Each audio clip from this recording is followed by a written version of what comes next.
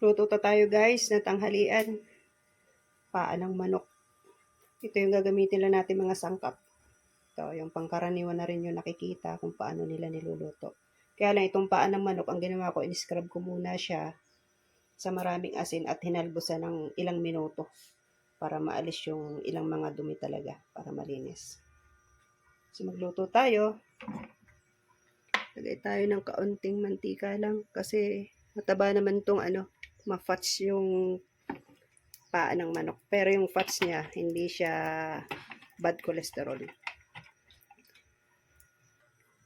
Lagay muna natin ang bawang.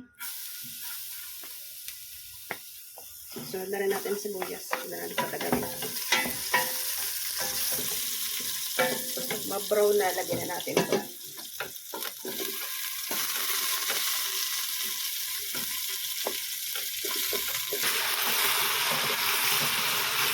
Mix lang natin.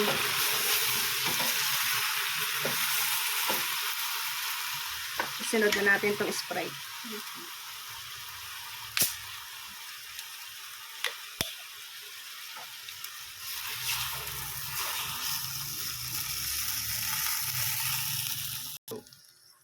Saka toyo.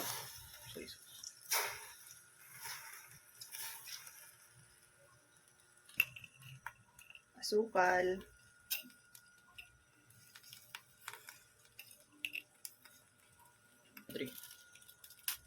Dalawang paminta.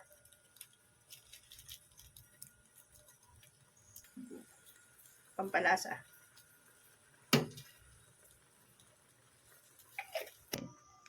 Saka 3 pirasong lime. At saka tubig para hindi maiga.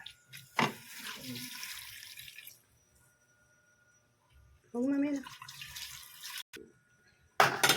At ating hayaang ma-steam siya na mga 15 minutes lang para hindi masyadong. Ayan. Okay, hintayin natin. Lagyan natin ang lime.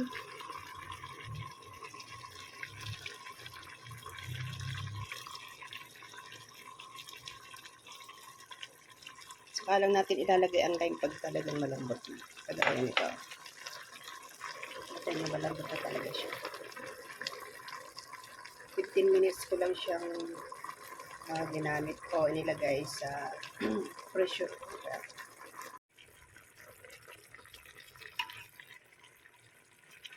Okay na to.